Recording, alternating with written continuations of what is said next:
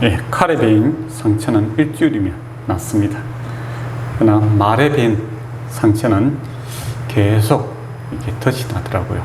그리고 다 나섰다 생각하는데 불쑥 또 갑자기 그 상처가 쓰려오는 것을 경험하게 됩니다. 그래서 이 말에 베인 상처는 시간이 해결해 주는 것이 아닙니다. 그러면 어떻게 해야 되나? 예, 하나님의 말씀으로 그것을 치유해야 됩니다. 그래서 우리의 마음과 우리의 생각, 이거 상처 입으면 우리 스스로 잘 해결이 안 됩니다. 참어린자를 쓴다고 해결되는 것도 아니고, 또 용서해야 되지 하면서 이렇게 묵상을 한다고 되는 것도 아니고, 하나님의 말씀으로 우리가 다시 새 힘을 얻어야 새 마음과 새 능이 우리에게 일어나는 것을 보게 됩니다. 그래서 칼에 베인 상처, 일주일 만에 낫지만은 또 말에 베인 상처는 오래 가기 때문에 우리가 말로 다른 사람의 이 가슴을 베는 일이 없도록 조심해야 됩니다. 그래서 나이가 들면 들수록 참 말 조심을 해야 되겠다 싶은 생각을 많이 합니다. 근데 뭐 이렇게 상처를 주려고 한 건 아닌데, 격려하기 위해서 우리가 하는 말들이 때로는 상처가 되는 경우가 있죠. 그러니까 더 어렵다라는 겁니다. 인내하십시오 라고 이야기하는 이런 말들 참 좋은데, 평소에 때는 그거 맞아, 힘든 일이 있고 조금 있으면 인내하고 고진감내라, 인내하고 나면 좋은 시간이 올 거야, 이제 그렇게 생각하지만은, 근데 보통 이 인내해야 되는 이 순간들이 최선을 다한 순간입니다. 그래서 어떻게 보면 할 만큼 했고, 참을 만큼 참았고, 근데 더 어찌라고, 이제 그런 말이 생각되죠. 그래서 인내하십시오 라고 하면 감사와 위로와 힘이 되기보다는, 그래 뭐 어쩌라고 좌절과 분노의 말이 이제 폭발되는 그런 경우가 많습니다.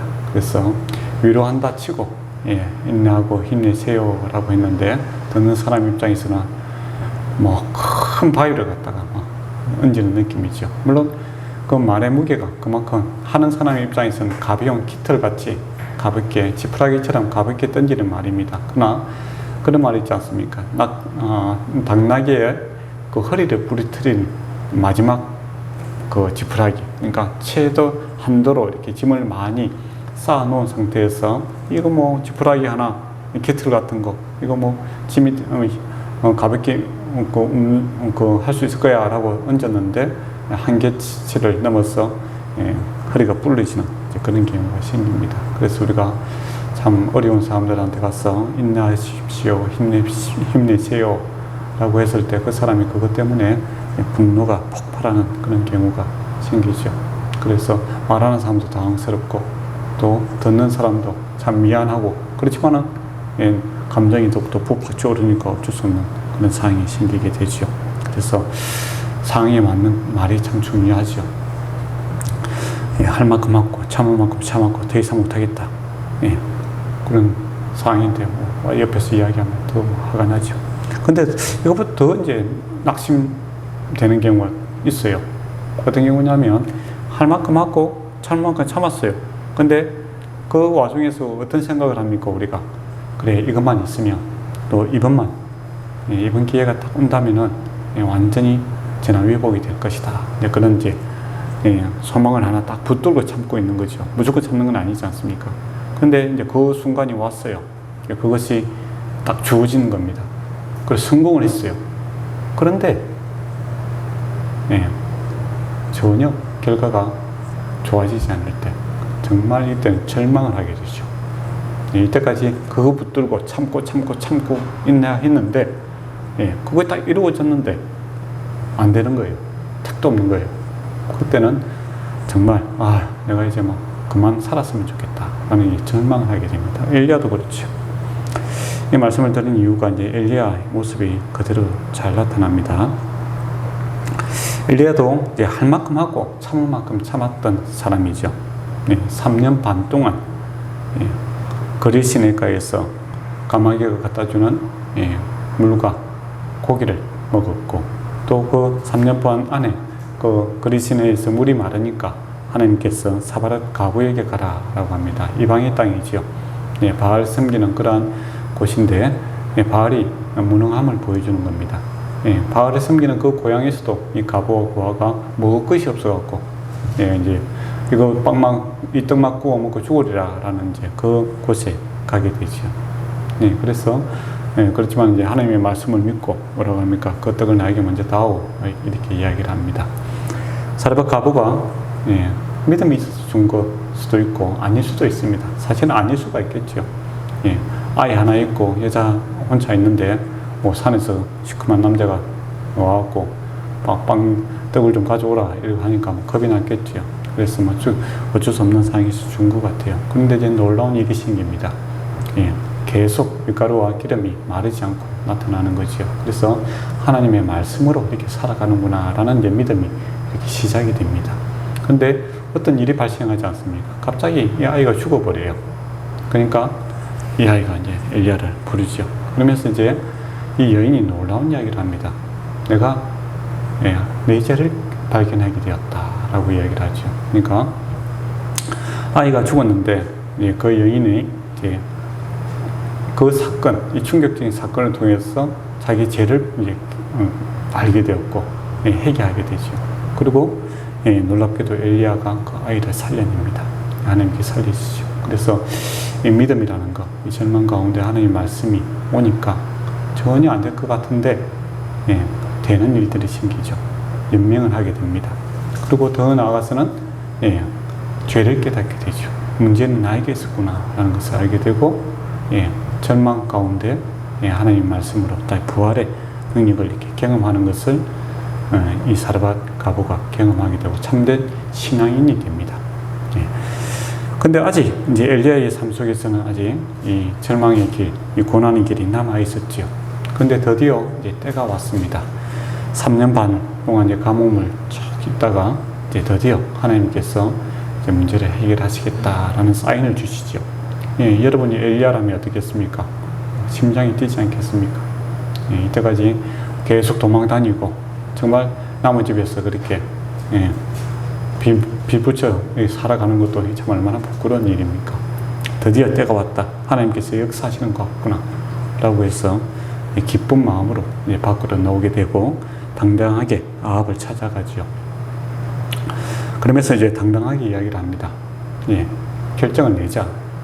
그래서 아합은 이제 엘리야를 참 보자 뭐라 합니까? 이 이스라엘을 이제 어렵게 하는 자다라고 책임을 전가를 하죠. 그러니까 엘리야가 내 때문에 그런 것이 아니라 당신 때문에 그랬다. 누구 책임인가? 한번 따져보자. 그리고 더 나아가서 뭡니까?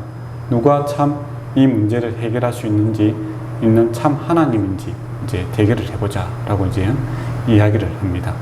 그래서 갈멜산에 모이라라고 하지요.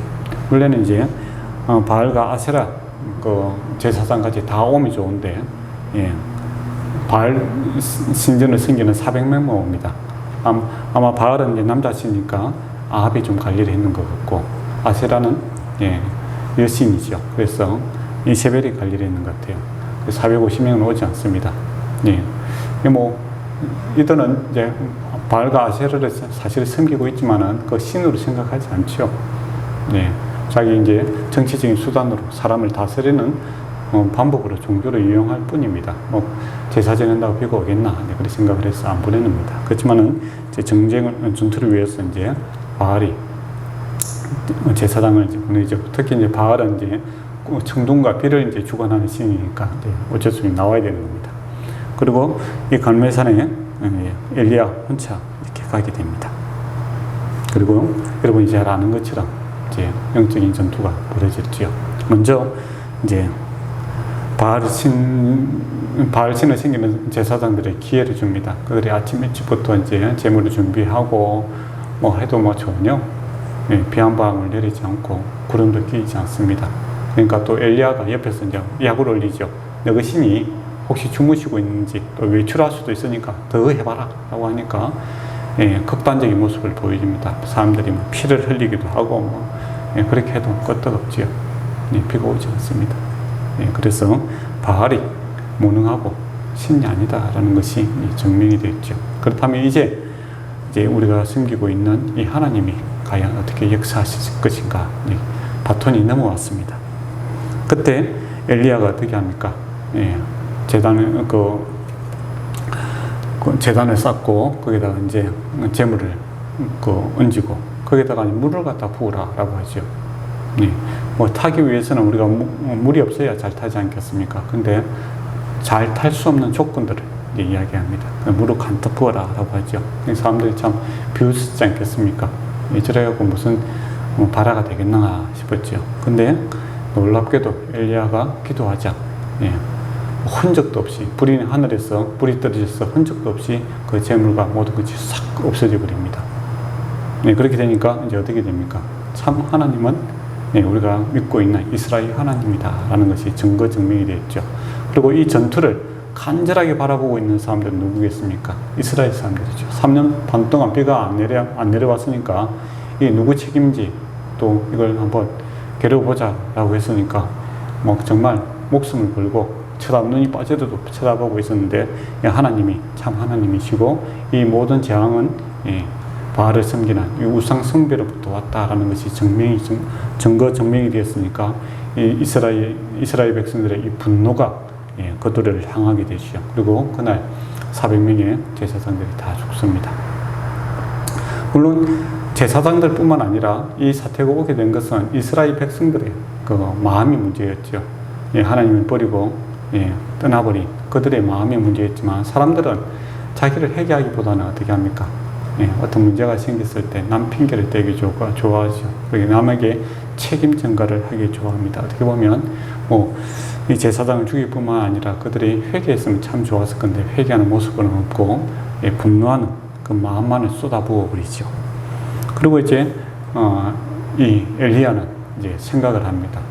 드디어 내가 3년 반 동안 참고 참을 만큼 참았고 드디어 하나님의 크신 능력이 이제 나타났으니까 이제는 온 이스라엘이 다 주께로 돌아오리라 라는 이제 들뜬 마음이 있죠. 거기다가 놀랍게도 어떻게 됩니까?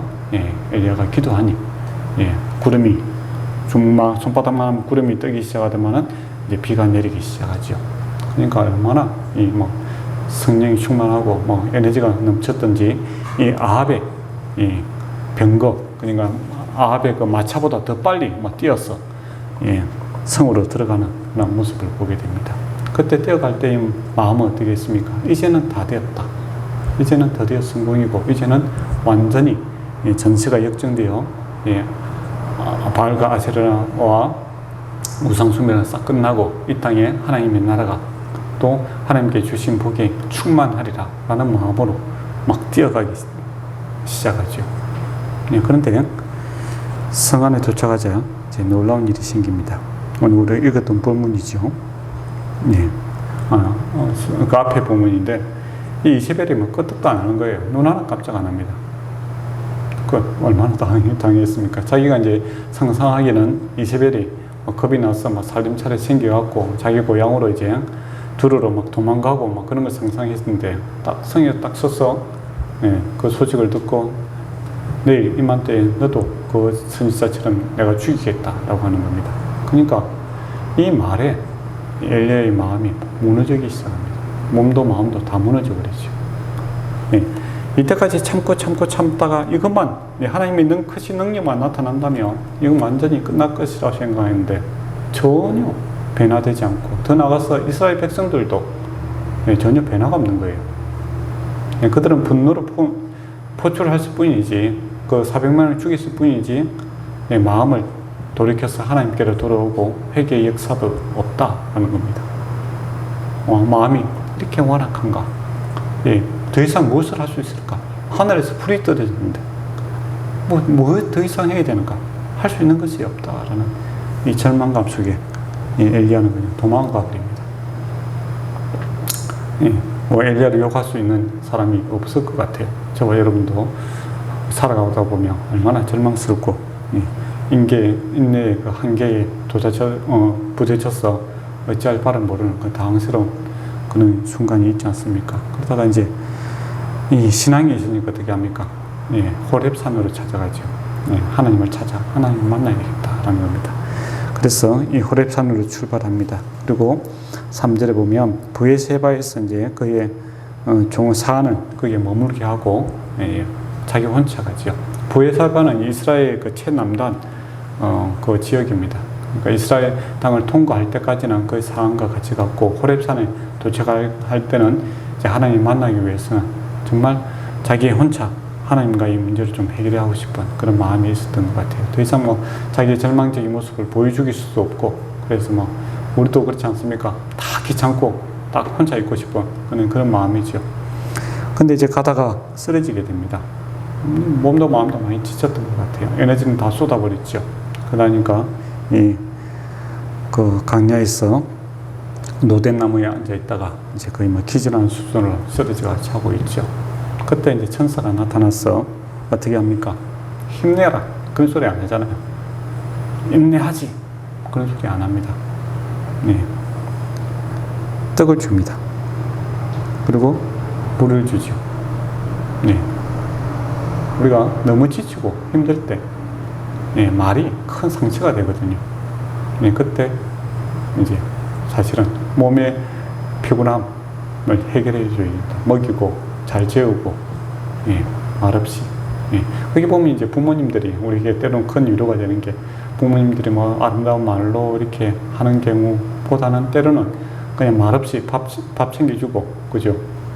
때로는 뭐 자고 싶을 때까지 푹 자게 하고, 그때 이제 회복되는 경우, 그러고 나서 이제 일어나는 경우가 많죠. 하나님께서 그와 같이 대합니다. 우리도 이제 힘들어 죽겠는데 계속 와서 뭐 이야기해서 하면 그것도 뭐 에너지가 소진이 되거든요. 더 어려워질 수가 있어요. 때로는 이제 말없이 먹고 좀 쉬어야 될 때가 있습니다. 그렇지만 이제 그 한 번 먹고 먹는다고 해서 회복되는 것은 아니죠. 다시 또 쓰러지게 되고, 또 천사가 이제 어루만지죠. 이 어루만지도 표현도 좋습니다. 앞에서 계속 어루만지고 있는데 따뜻하게 말없이 그의 육신을 어루만짐으로써 그의 마음도 이제 어루만져 주는 거죠. 그러면서 다시 물과 떡을 다시 줍니다. 그러면서 이제 이때서 이야기하죠. 네가 갈 길은 먼데 다 가지 못할까 걱정스럽다. 이제 이것을 먹고 일어나라. 그렇게 이야기를 합니다. 그래서 엘리야가 이제 먹고 일어나죠. 어떻게 보면 우리가 여기까지 할 수 있는 것 같아요.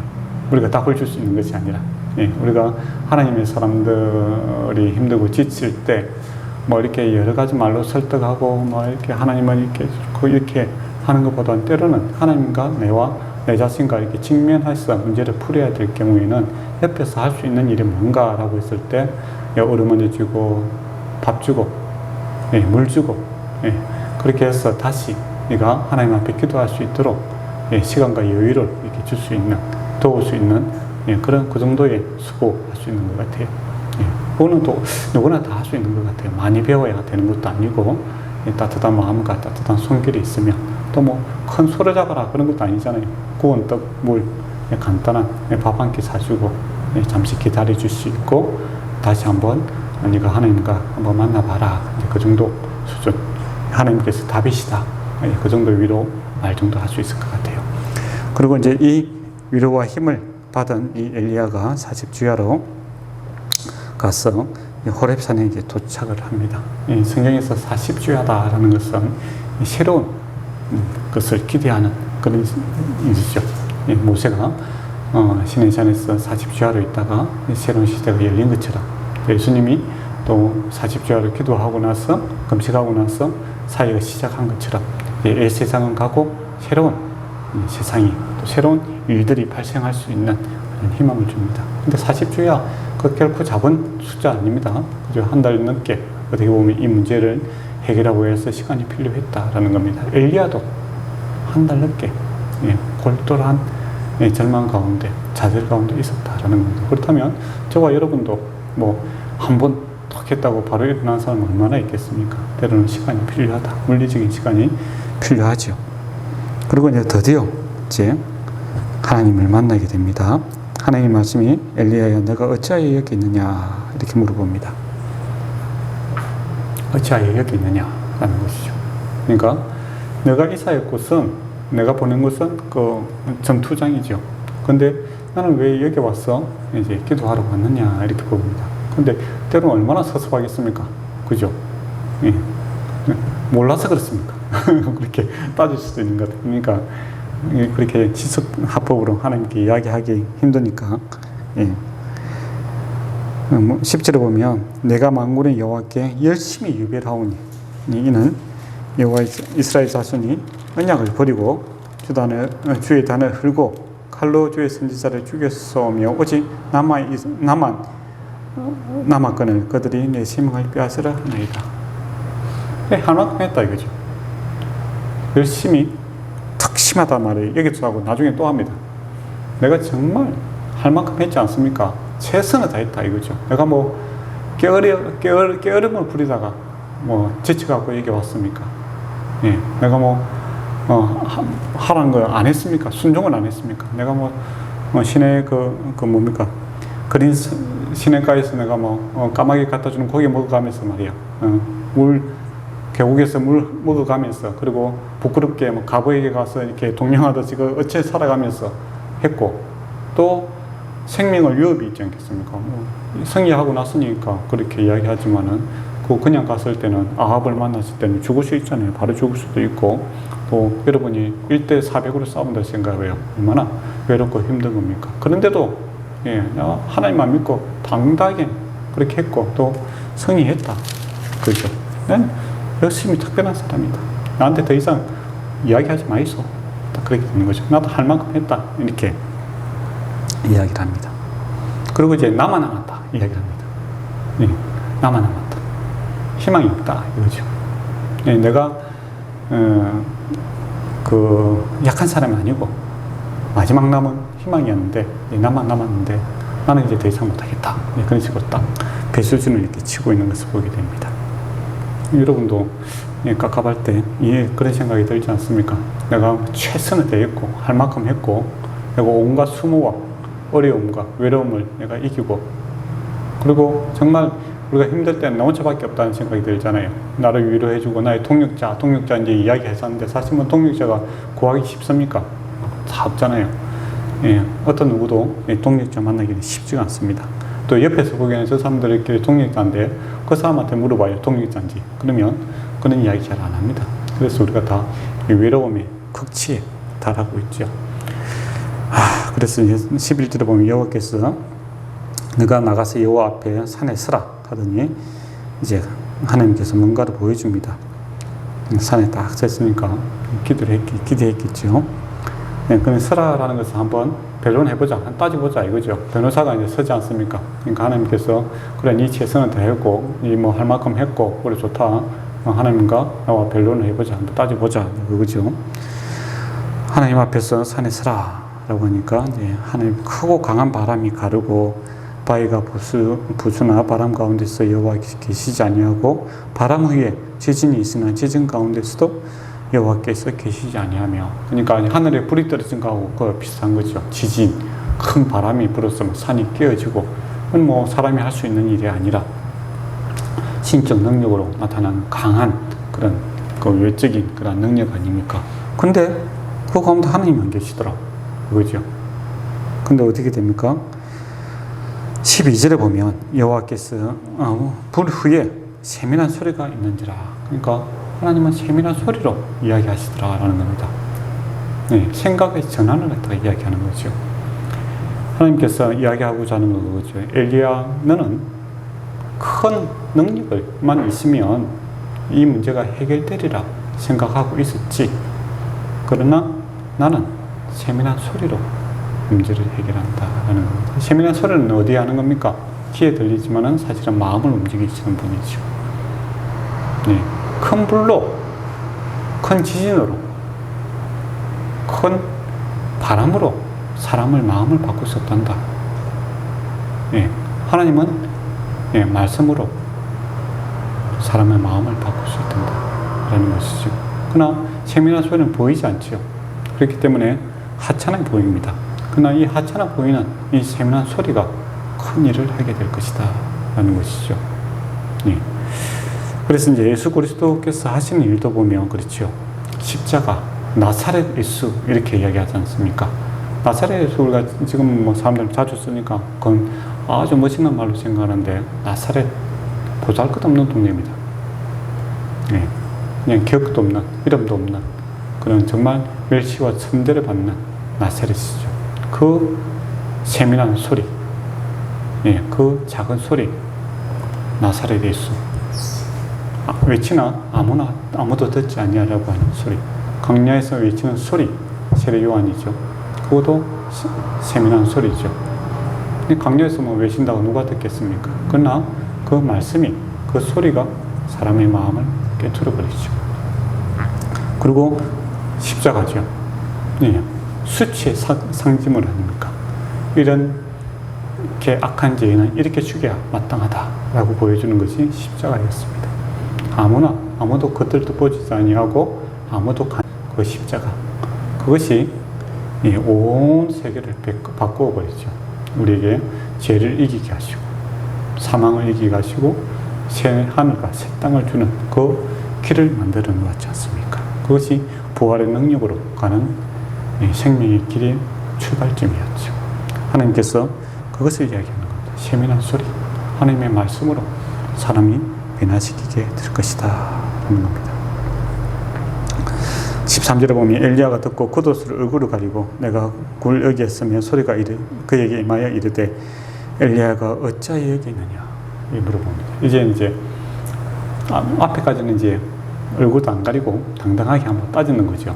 근데 주의 말씀이 그 마음을 요동치게 하니까 자기 부끄러움, 내가 죄인이구나. 그래서 정말 하나님 앞에 찾아왔을 때는 뭐 하나님 한번 만나봐야겠으면 좋겠다. 욕과 같죠.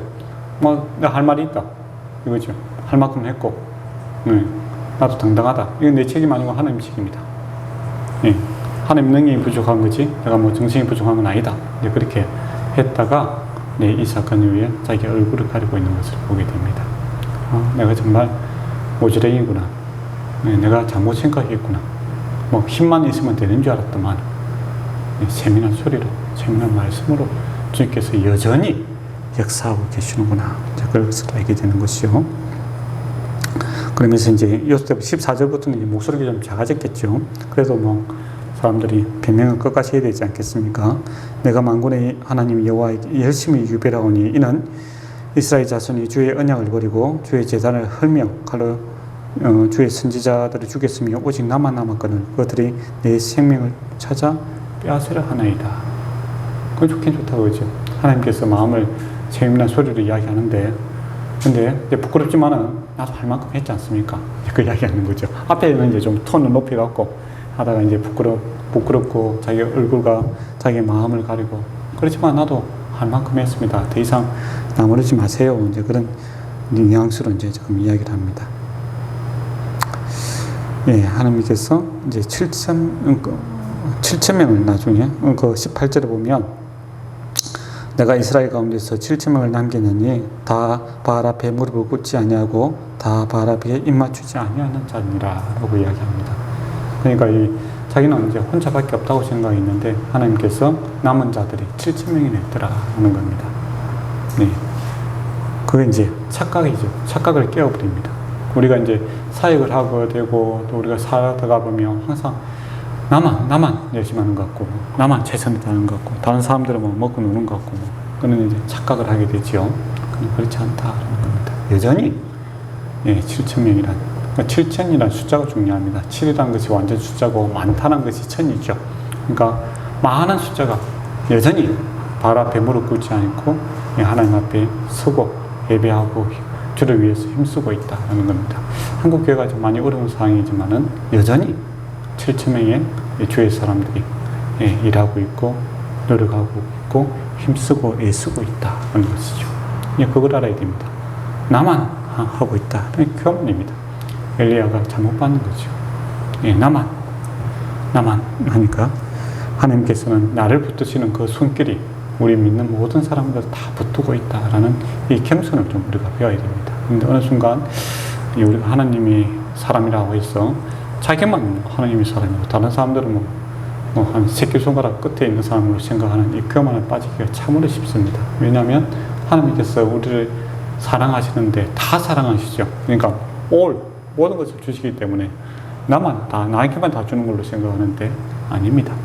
우리가 모든 사람을 다 하나님은 n분의 1이 아니라 나에게도 100% 사랑하시고 우리 집사님들에게도 권사님에게도 100% 하나님께서 사랑하시는 그런 분이시죠. 그래서 나만 남았다, 나만 한다 그런 생각은 그거는 잘못된 생각입니다. 하나님께서는 하나님의 백성들을 여전히 붙들고 있습니다. 그리고 이제 더 이상 못하겠다라고 하니까 하나님께서 이제 새로운 비전을 주시죠. 끝나게 될 것이다 라는 겁니다. 아합의 나라가 끝나게 될 것인데, 아셀에게 15절에 보면 하사엘에게 기름을 부어 아람 왕을 삼고 또 미시의 아들 예후에게 기름을 부어 이스라엘 왕이 되게 하고, 하사엘의 17절에 보면 하사엘의 칼을 피하는 자를 예후가 죽일 것이요 예후의 칼을 피하는 자는 엘리사가 죽이리라, 그렇게 이야기를 합니다. 악에 대해서, 죄악에 대해서 하나님께서 철저하게 심판하시게 될 것이다, 하실 것이다 라는 겁니다. 우리가 이제 이때 그런 생각을 많이 합니다. 악인이 잘 되는 거 보고 우리가 많이 막 질투가 생기고 화가 날 때가 있죠. 줄여갖고 저래도 되네, 뭐 나는 뭐고 이제 그렇게 생각되면 우리가 막 실망하고 낙심할 때가 있죠. 그 시편에 보면 그런 시들이 많습니다. 악인이 잘 되고 의인이 고난당하는 거 보고 낙심하고 절망하는 그런 구절이 있죠. 어떻게 보면 엘리야도 그거죠.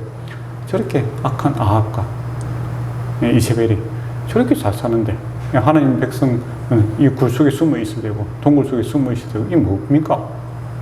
그렇게 이제 분통을 하게 되는데, 하나님께서 철저하게 심판하실 것이다 라는 겁니다. 그래서 이 세상 한 100년 안에서 내가 살아가는 세상만 이렇게 바라본다면 우리가 막 화가 나서 못 살 수도 있죠. 그래서 바울도 그렇게 이야기하지 않습니까? 만약에 부활이 없다면 예수 믿는 것만큼 불쌍한 게 없다, 그렇게 이야기를 합니다.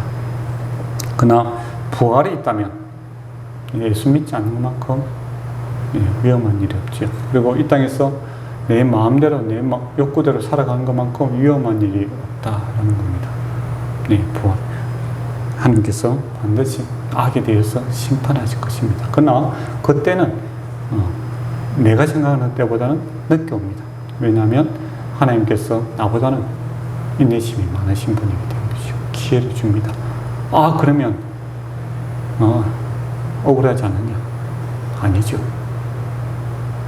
사실은 하나님께서 나에게도 오래 참으신다 하는 것도 기억하셔야 됩니다.